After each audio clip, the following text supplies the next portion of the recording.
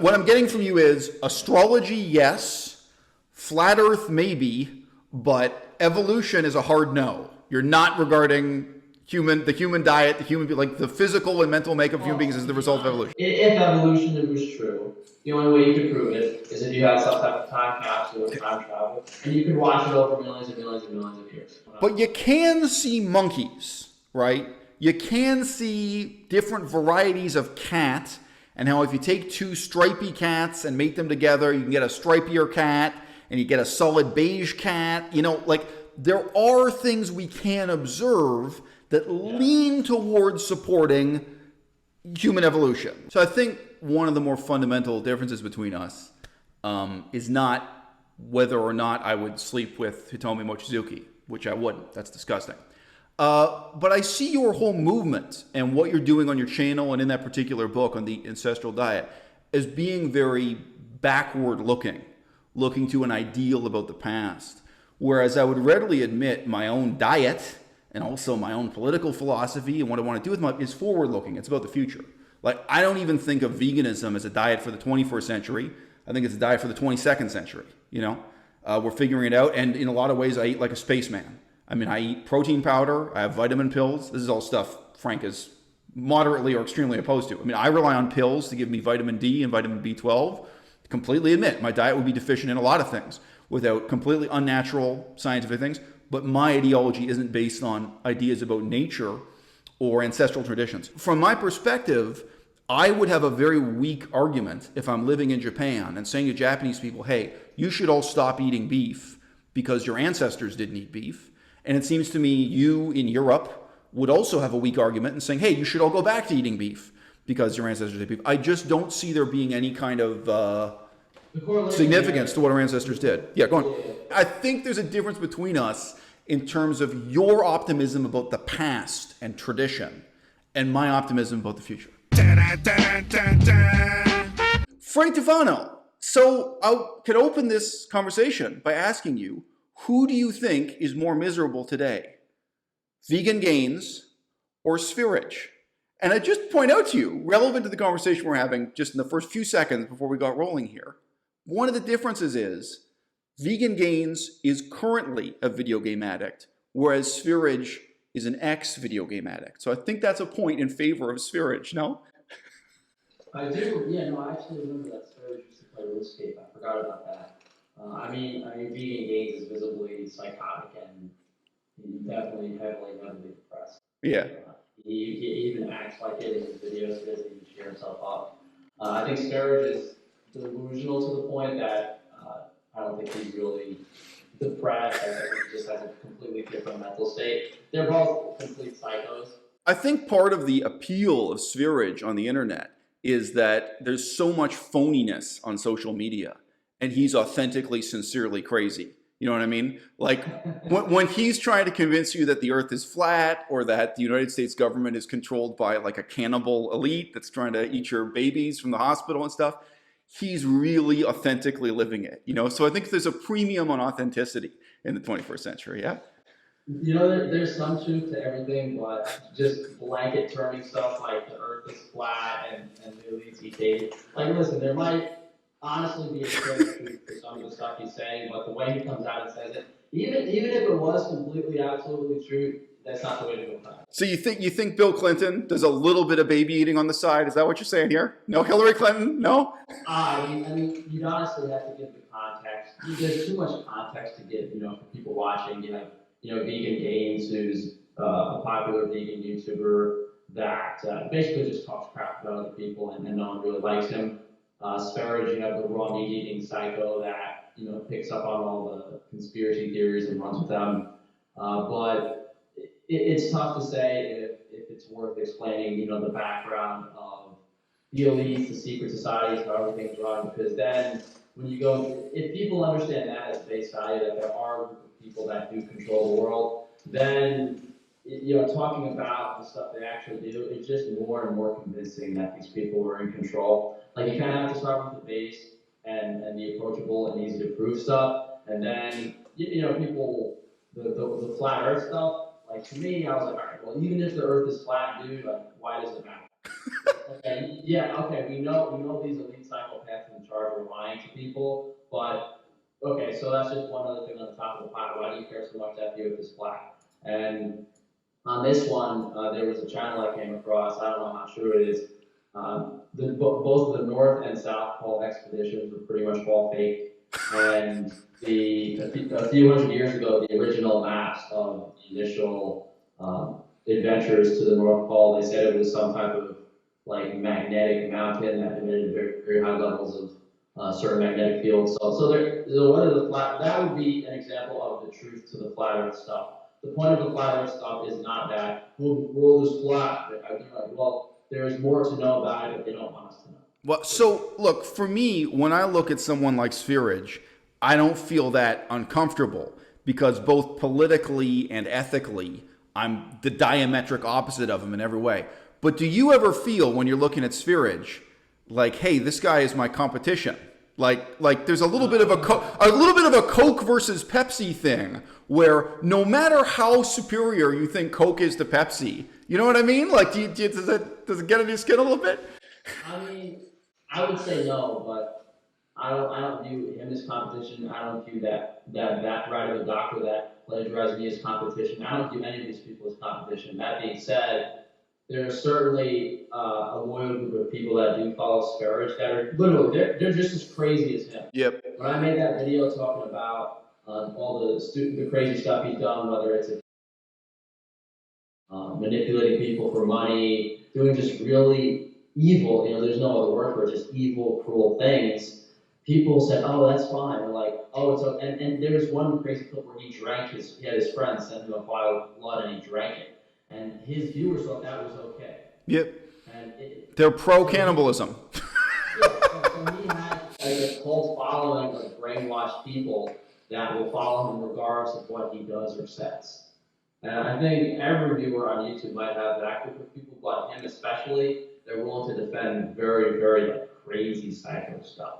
I would say, though, still, if you think about a happy marriage, Spherage with Luna, as opposed to Vegan Gains with his life, I still see it being more miserable to be locked in an apartment with Vegan Gains, where one, he's wasting time playing video games all day, and then two, he's wasting time obsessively trying to bench press 250 pounds all day. Like, that is your life if you're sharing an apartment with Vegan Gains. Whereas, with Spherage, you get outdoors. You know what I mean? Like, I think overall that might be a happier marriage. No? If we're comparing the two.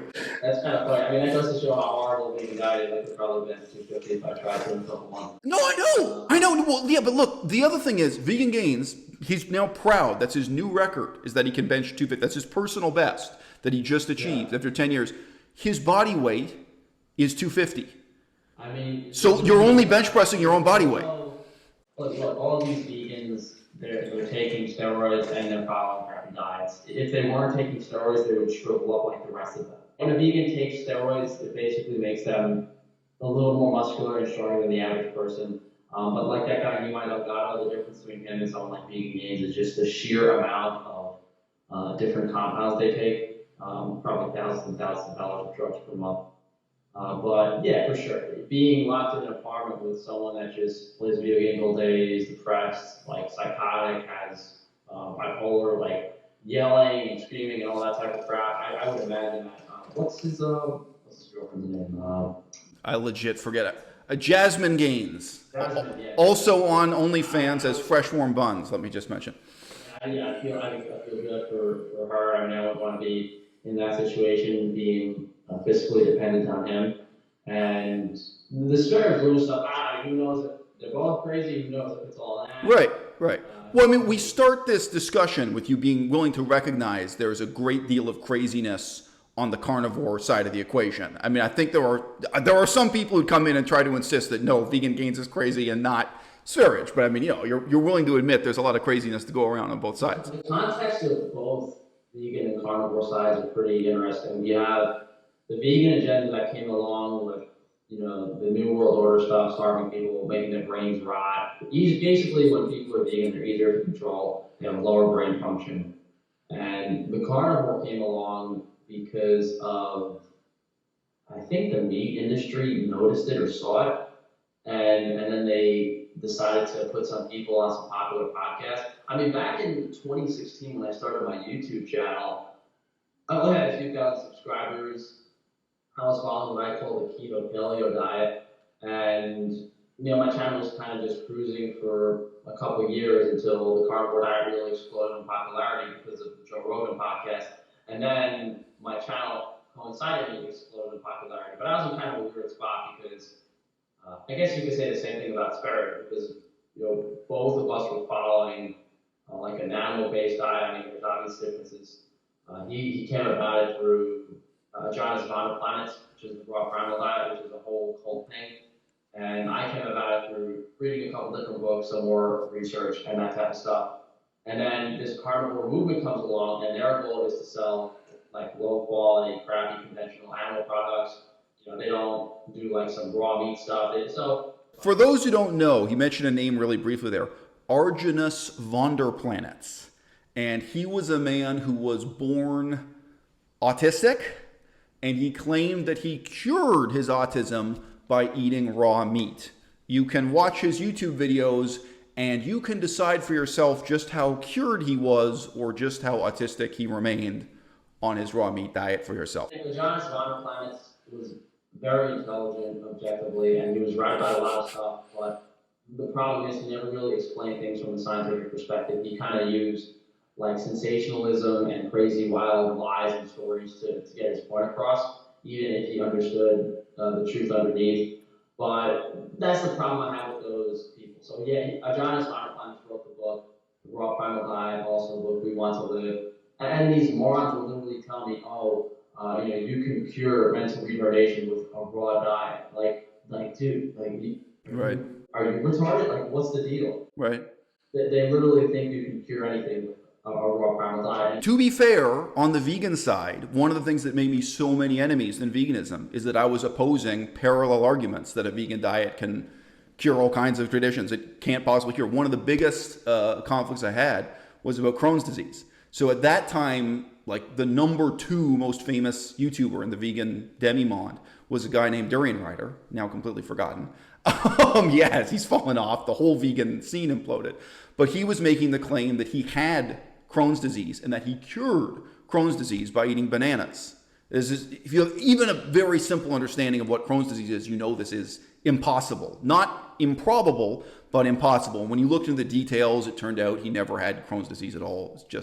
It was just bullshit about bullshit. But genuinely, when I stepped into the scene, I was one of the very few people who was genuinely skeptical and saying, hey guys, we're building a social movement that's built on a lie because we're claiming the vegan diet cures all kinds of conditions that it can't possibly cure. I think there's a lot of truth to be said with that, where, most people eat so much crap that regardless of what diet they follow, if they remove some negative aspects and improve the quality of their food, they're going to feel a lot better. And in some cases, if they do get all of those lifestyle and dietary factors correct, they can cure seemingly lifelong health issues.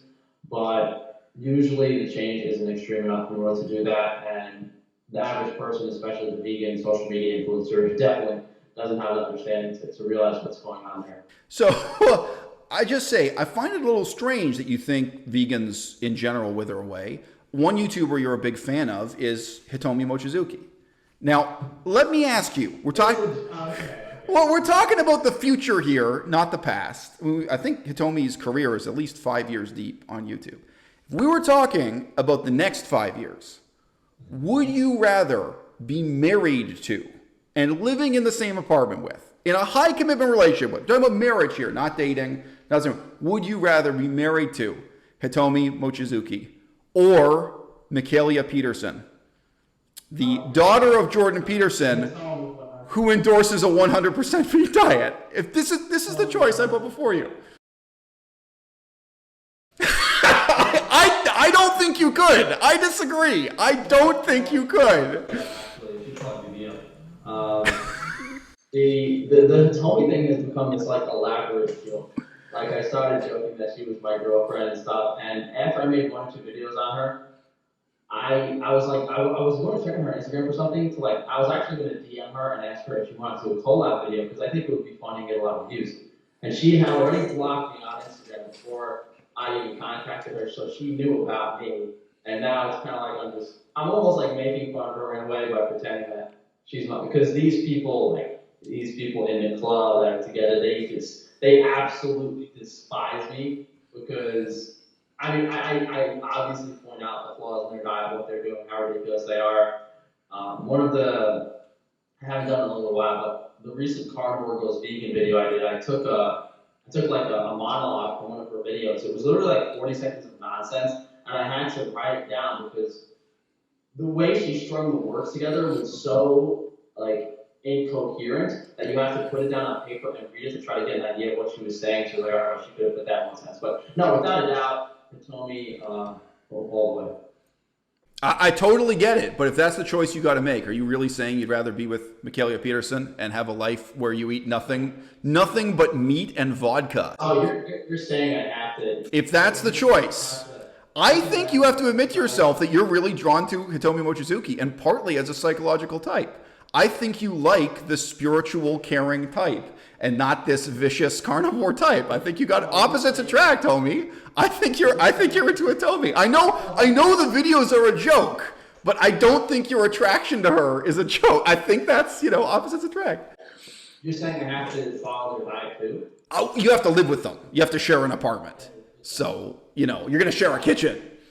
You just uploaded your first vegan cookie recipe. I think you and Hitomi would work better, man. That was a little bit of a joke. It wasn't too well received. It's well received by the vegans. It's well received by me. I don't know scenarios are going to happen, so whatever I say is just complete nonsense, but you can keep running with it. Well, no, look, I think you've lived your whole life in the United States, right? I've never heard about you living outside of the States. Yeah, no, I've never left New York. I think, my perspective on someone like Hitomi is a little bit different from yours because, when I was living as a white guy in Thailand, a lot of the other white people really were the Hitomi Mochizuki type. I was surrounded by good-looking spiritual seekers. And, okay, if you contrast Hitomi Mochizuki to Vegan Gains, I think one of Vegan Gains' most fundamental problems is that he just never reads a book, And this relates to, Frank just did a video talking about the end of his bodybuilding journey.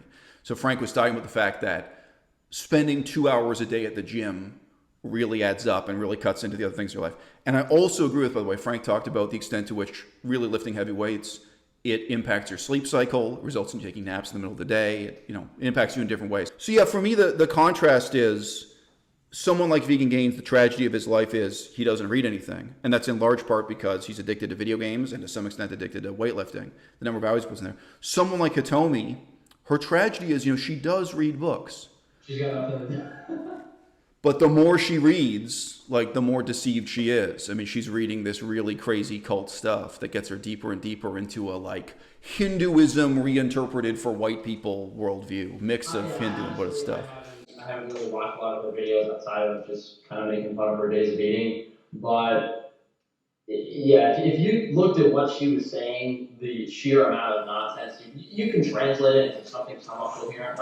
There's a lesson to be learned with every story, but the overall, honestly, I can kind of bet that, if I had to bet between Sperry being a psycho or being an act, it's kind of like 50-50, and I don't know if I'd be comfortable placing a bet.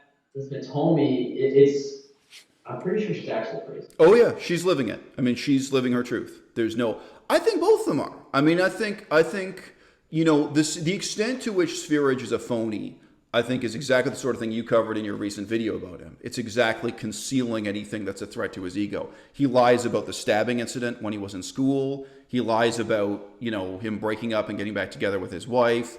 He lies about what happened with the girlfriend before that, who was never on camera, and who was paying his bills. That's a really interesting. Yeah. There's a difference between someone using information to personally harm you, and then there's something like you getting arrested for doing this sort of stuff.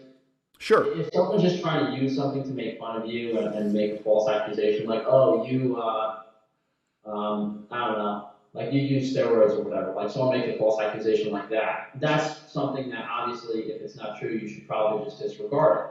But when you literally have articles about you doing a school stabbing, or you literally have videos of you drinking human blood, you kind of have to address those things. Otherwise, it causes a lot of people see that stuff and if they have to bring, they're like, Jesus Christ, I'll never watch that guy's nuts. I'll never listen to anything he says again. Yeah, the school stabbing was covered in newspapers. There's legal and historical evidence. Just mentioning. Without a doubt, if he just addressed it, I mean, if he was smart, he would have addressed it and said, "Hey, I know I've."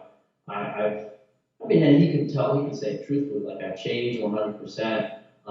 That being said, if he said, like, "Oh, I've changed 100%, I've never done anything like that," there's still stories of him doing the same stuff, like last year, like with his Luna and all the psycho stuff. So they're still doing psycho stuff. So there's no rational thinking whatsoever to try to get himself to look better in public light and actually appeal to a reasonable crowd. But that's not his thing, I guess. Right, but look, I'm just suggesting I think there's part of you that's really drawn to someone more like Hitomi and the other people you're peering across the aisle at on the vegan side, just because they are fundamentally kind of caring, sweet people.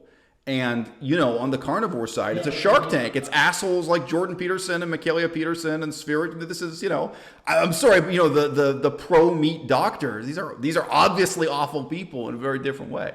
I wouldn't want to share an apartment with any of them, not even on a platonic basis. It's just face value, social media personality, they're not nice. Yeah. Like there's no warmth, no comfort whatsoever. Right. So, I mean, I would say that the whole vegan scene on YouTube died maybe 2 years ago now.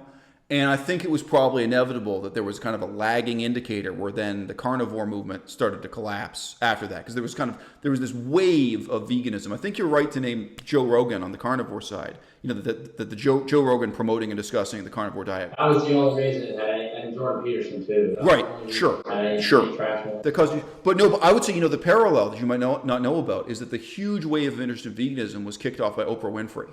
Oprah Winfrey featured veganism heavily, and this is, I forget, 2012, 2013, something like that. And then it caused this wave that continued to about 2016. So, but Oprah Winfrey, in her time, she was bigger than Joe Rogan. This caused this huge wave of interest, and there were particular hit books and hit movies. And something I was saying again and again on the vegan side is, look, that can't last. Like, by definition, like, Batman can't be the #1 movie every year. X-Men can't be, like, this is a temporary thing. We've got to figure out how to live a meaningful life and have a meaningful movement that's not relying on this.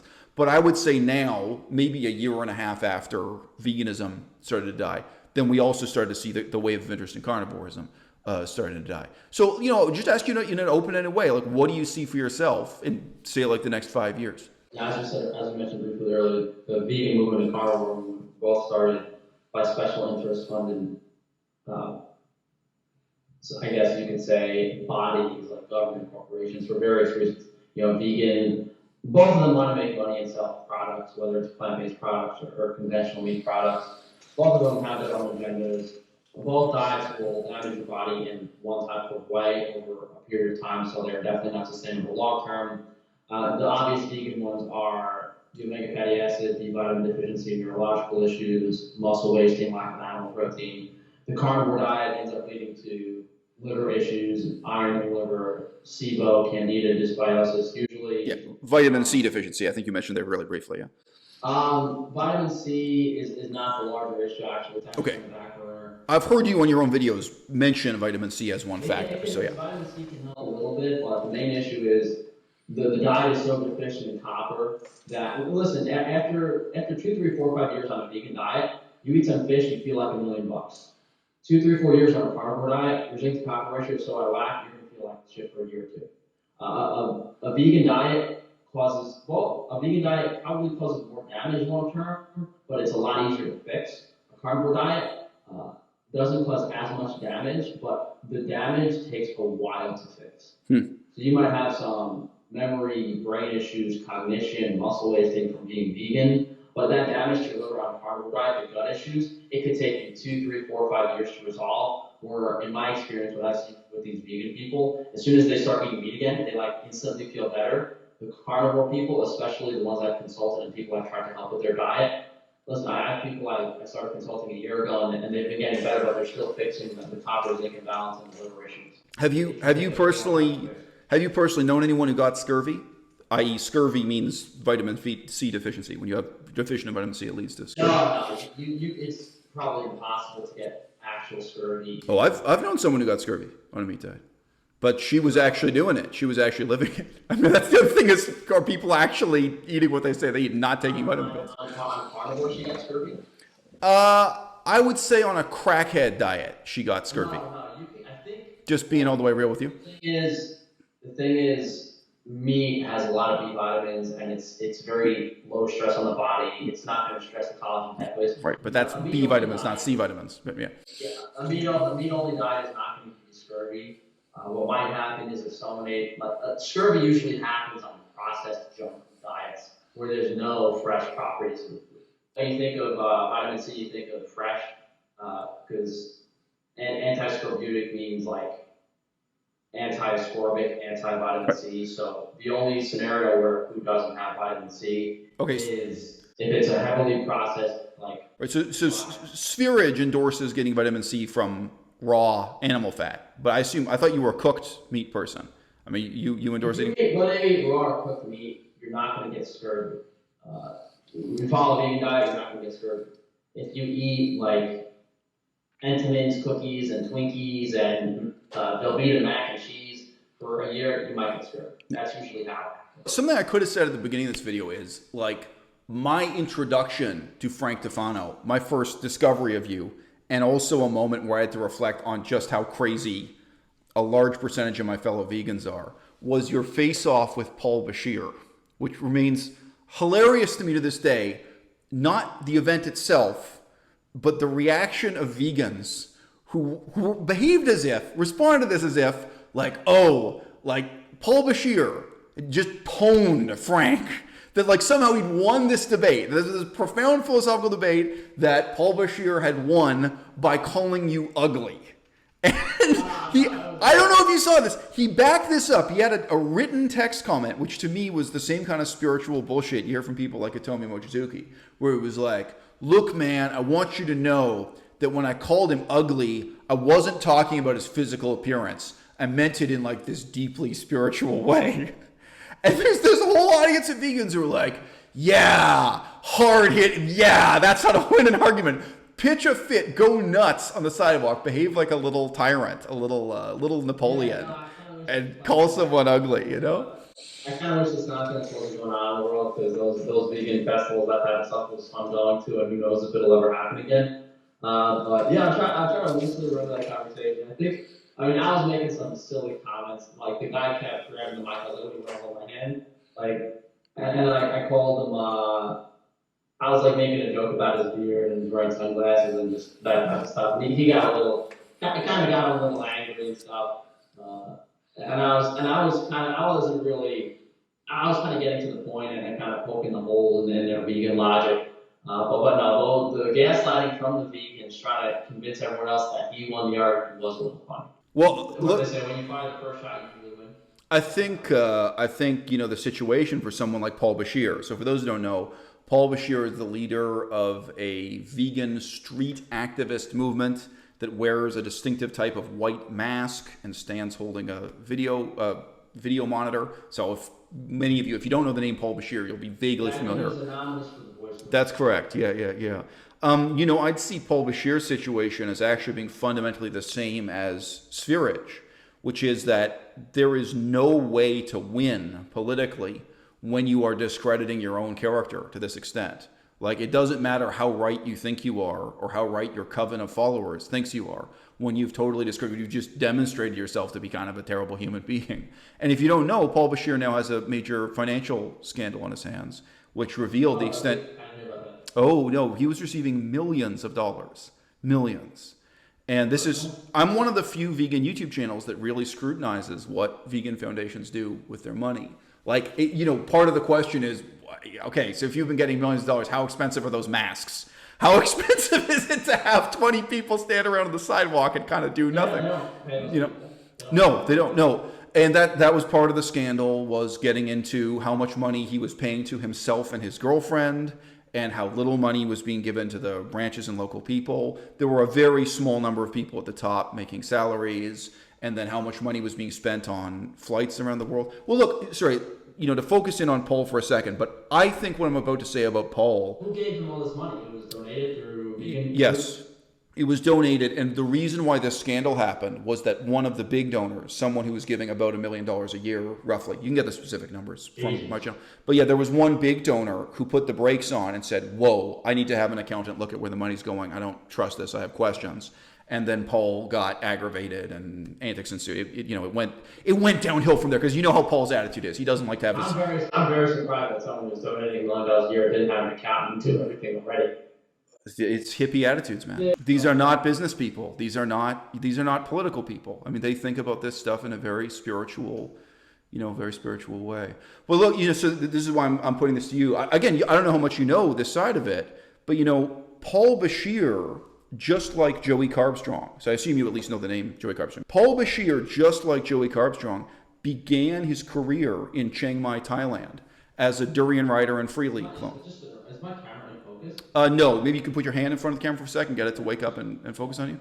You're still out of focus, amazingly, but look, I don't mind. We can just keep going.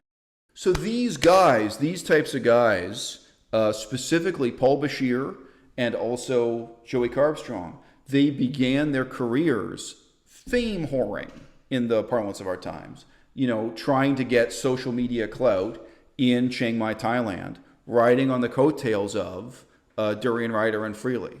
They were there in Thailand at that event. And the beginning of Paul Bashir's movement, his organization, Anonymous for the Voiceless, was on the streets of Chiang Mai, Thailand. It was white tourists doing this and then uploading it to YouTube and then asking for donations. So there's this very kind of powerful cycle of donation seeking, fame chasing, YouTube collaborations. Like, you can pretend that these organizations exist only for their real world political function, like what they do on the street. But the reality is the economy of what they're doing, the economics of what they're doing is completely linked to YouTube, social media, fundraising. It's watch the video, click now. Far more people see the YouTube video than see you standing there on the sidewalk. And this all began with people wanting to imitate Freely and so on. I mean, you can tell me, but like when you look at your own, I know you partly are in the category of like a fitness, weight loss diet and exercise YouTuber. But as you're now leaving the carnivore diet, like what do you see as the arc?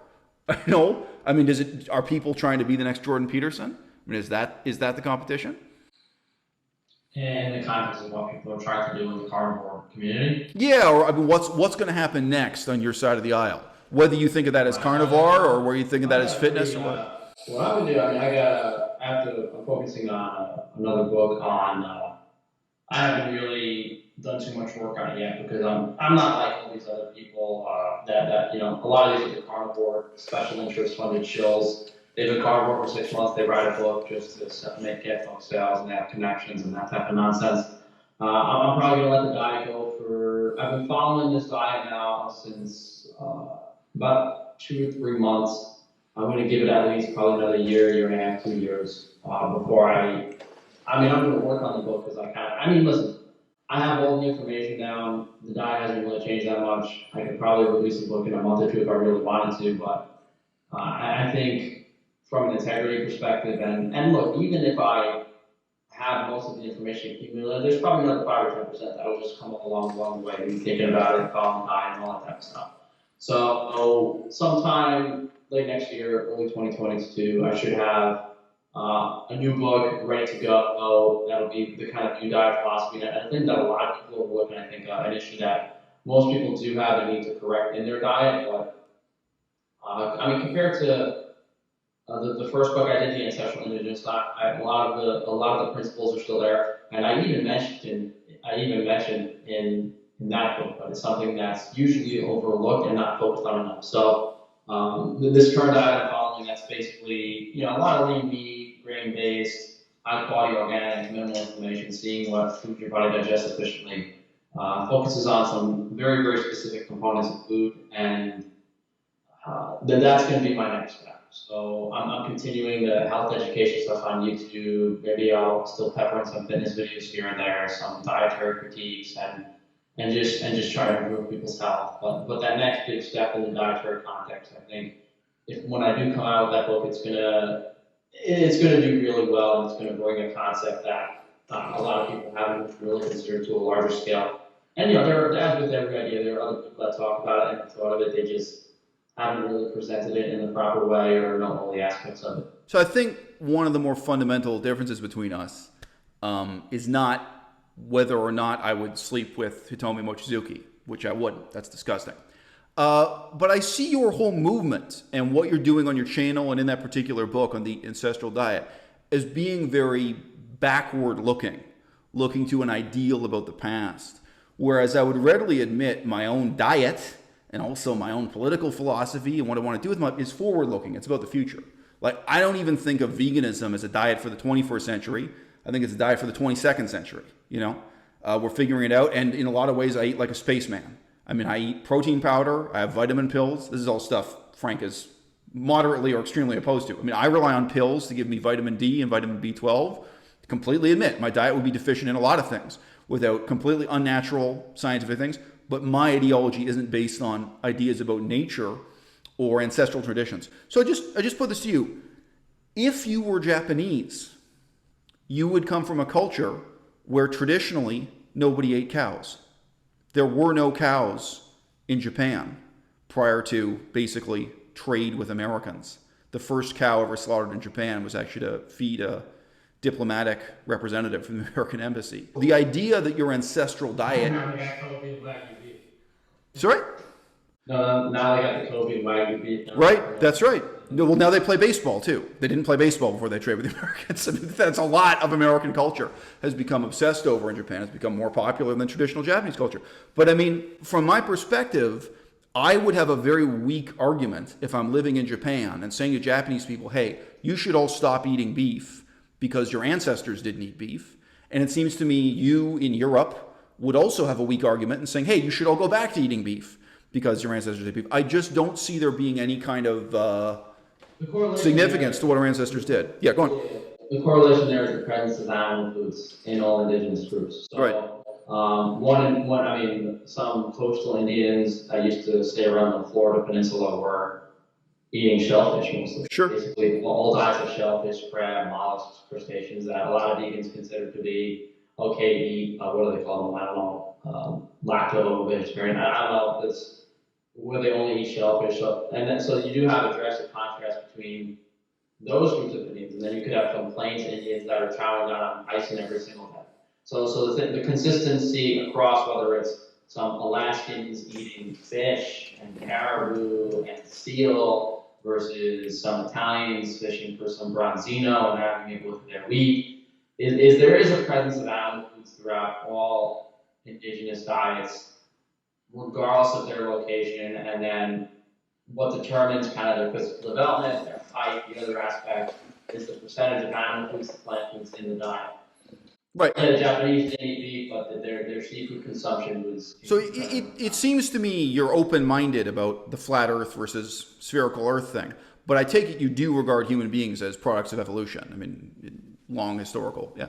I mean, with how crooked history is, I don't trust that. I don't believe history anymore. There's too many lies and everything kind of that they tell us is to deceive us from certain things. The evolution, I definitely don't believe. Okay, so do you regard human beings as created by a divine creator god, or what's your position on the origin and design of human life? I'm more of like I'll call people out on bullshit. I'll call out the bullshit, and then if I pretended like I knew what was going on, I mean, the people that really know the truth, the facts are the high-level secret society members, the global elite. They know 100% the truth. The true history of what's happened in the past thousands and thousands of years. And a lot of these secrets that these people keep were actually known by some of those indigenous tribes as well, Native Americans, Aborigines, just natural things they observed. A lot of what I've learned recently is a lot of truth comes from astrology. And although most people view those astrology girls as absolutely batshit fucking crazy. Hitomi Mochizuki.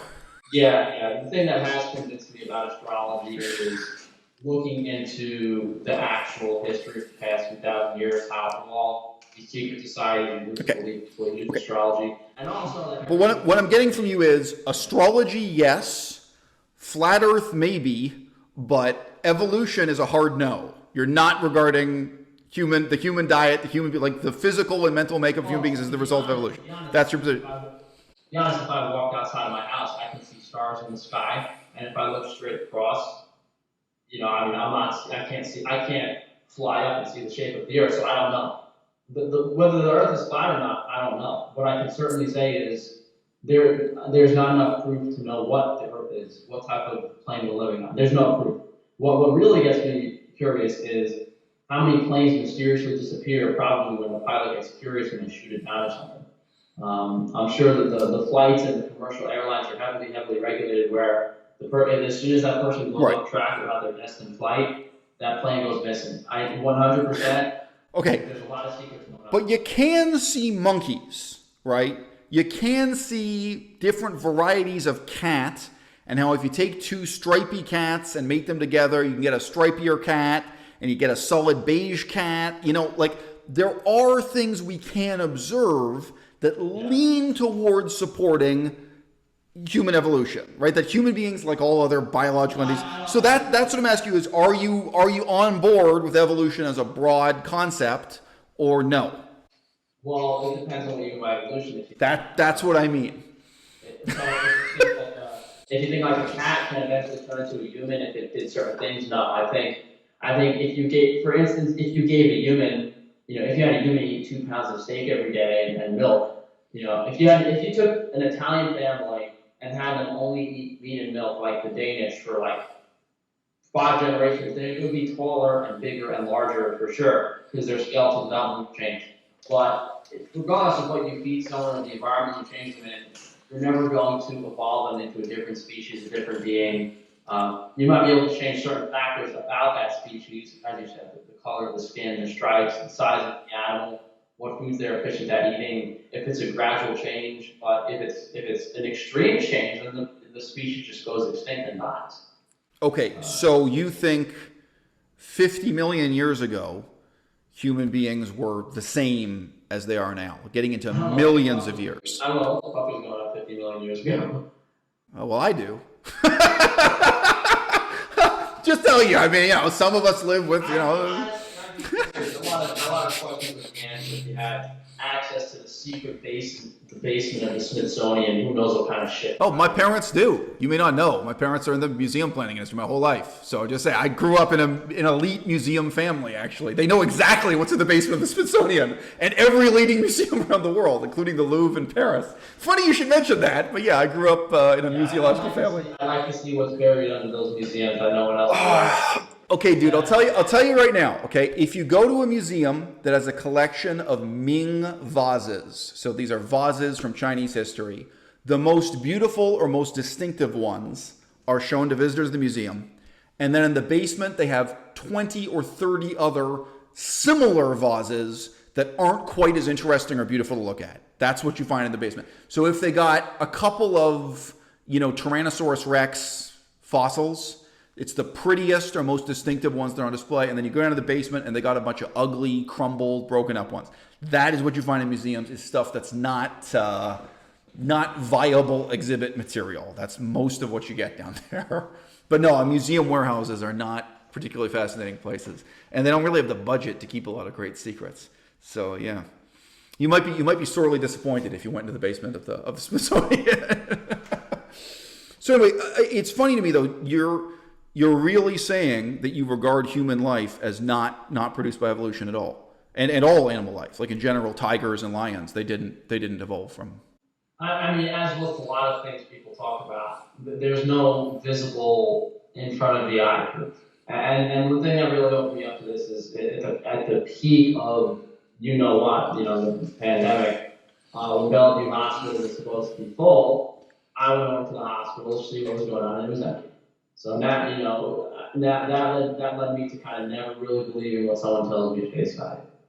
Okay, if someone tells me something and I don't see it with my own 2 eyes, or there's not an incredible amount of proof for it happening, then I do not believe it, because the lies and deception that have been basically perpetuated onto everyone their entire life is absolutely insane. Right. Well, we do have a skeletal record, which is not all fossils, including just bones, and we have the fact that whales have hip bones with leg sockets in them still to this day.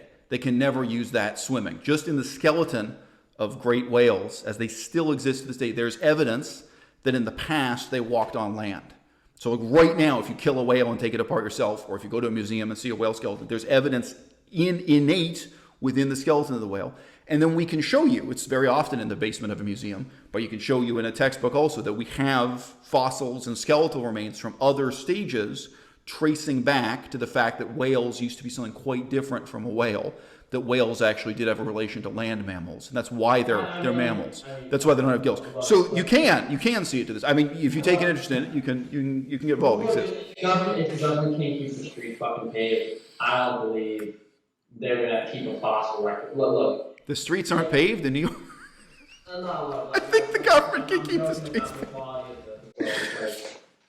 If they can't, look, I see what humans do now is very basic things, and when someone's going to try to convince me that they have all this, look, you could say that, and that's the problem with that is that's the images and the proof they've given. Like, even if you took a whale apart and said, okay, there are similarities in the bone structure of correct a human and a whale, like.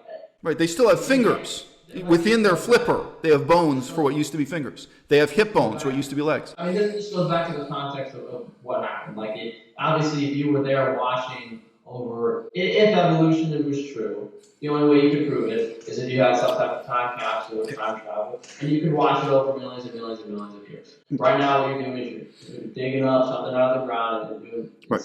Okay, but I'd say to you this. Look, I believe in skepticism, in the true philosophical sense. It's a theory. Okay. It's a theory. Right. It's not. But this is what I have to say to you is sometimes the opposite of a theory fails the same test for skepticism. So if one theory is over time, life on Earth adapted and changed in response to conditions. But then the opposite theory is no, life on Earth stayed the same for millions of years. That whales never changed. That if you go back 5 million years, 10 million years, 50 million years, 100 million years, that whales remained exactly the same. Skepticism doesn't favor that theory. That's actually a much harder theory to prove, and it can be disproven.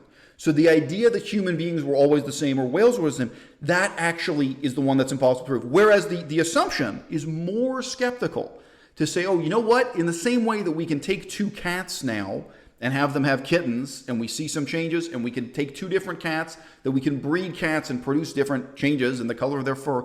In the same way, over millions of years, you're going to get structural adaptations, and that's consistent with a lot of evidence. So I just say skepticism, you have to look at counterposed hypotheses, not just look at one hypothesis and reject it just because it's a hypothesis.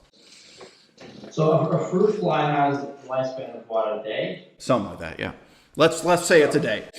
So if you took a fruit fly, lifespan of a day, it would take you about 8 years to replicate 1 million years of evolution with the lifetime of a fruit fly. So why would you not do something like that? Oh, if evolution was possible, they do. They do.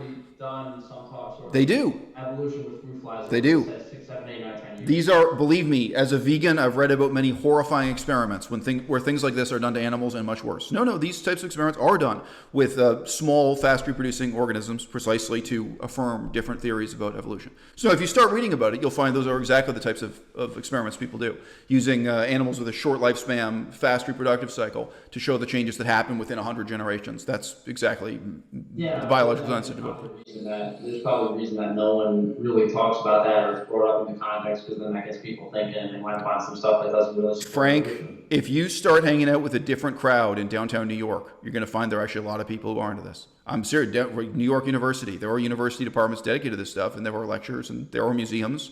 You're actually going to find there are a lot of people who are fascinated by this. It's not as popular as video games, but sure, a lot of people are into it. Yeah. So look, I was asking you. Yeah, I mean, honestly, to me, not to say this whole conversation is pointless, but what I said earlier was, you're looking at charts and graphs and information that was established by hundreds of thousands of other people, geologists, whatever. Listen, if I was in a position where if I went to school for geology, I went to school for astrology, if I understood the context of every single aspect of what was going on here, and I could make an educated decision based on that, But I'll tell you right now, I'm not taking what someone tells me at face value unless I can understand it. That's why with diet and nutrition and health and lifestyle, I understand it to the point where I'm comfortable conveying it to other people. And if some type of thing comes up that starts making sense and starts putting pieces together, like the actual world map from 300-400 years ago that was documented by certain explorers, whether there's truth to certain things or not, the problem with this evolution face value stuff is at least the information that I've had access to at face value to me is inadequate for me to really say anything. Okay, so look, I understand that's a type of skepticism. So the question I was going to put to you, I didn't know we'd get into a big discussion about evolution, is this. I'm reflecting on the significance of tradition and traditional diet for you. And you have a book where that's really stated in the title. That's your approach, is kind of aboriginal, indigenous, and ancient traditions and how it relates to diet. If you imagine a parallel universe or a science fiction universe where instead of human beings evolving from apes, which again, controversial, but setting that aside, treating it as a foregone conclusion, where instead we had a bunch of intelligent pythons. The python eats 100% meat diet. They're a predator that goes around, eats something, and then they hibernate. They sit in a tree and digest the whole thing, swallow animals whole, sit there. And let's just say, hypothetically, in this other universe, over millions of years, the pythons get smarter and smarter and smarter. And they're completely accustomed to a 100% meat, raw meat, carnivore diet.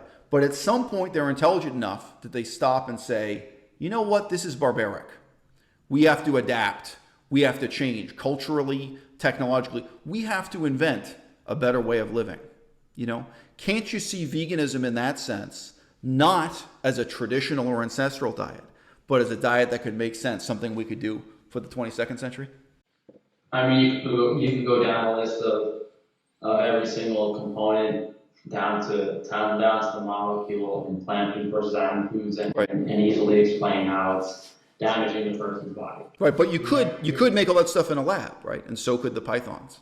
Right? If it was possible, it's not possible right now. They can't do it. Right. If they could do it, they're certainly not doing it to the masses. Right. I'm assuming they have the technology and the capacity to understand every single molecule in a right. piece of, wild game meat, right. or a piece of something. But if they did understand that, then they realize that it's not possible to synthesize it or make it artificially. So you don't think in the future, at some point, technology will be advanced enough that people could have the equivalent of wild boar meat, all those nutrients.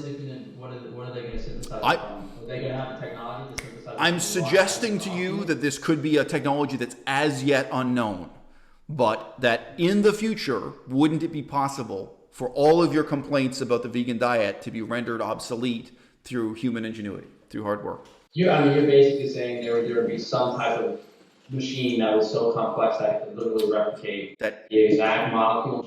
In the same way that I'm able now to get vitamin D and vitamin B12 from a pill, that in the future, molecule by molecule, whatever it is you think is most desirable about a meat diet, that could become. Well, the vitamin D supplement example. I mean, there's different properties when you orally consume vitamin D3 supplement versus what happens metabolically when you expose your skin to the sun. So even that isn't a thing. I get it, but I mean, I think this is the difference between us. As I say, it's not just whether or not I would turn down Hitomi Mochizuki, which I totally would. I think there's a difference between us in terms of your optimism about the past and tradition and my optimism about the future. I think that's a very fundamental difference. Right now, they're making lab slop with vegetable seed oils and pea protein. So I don't.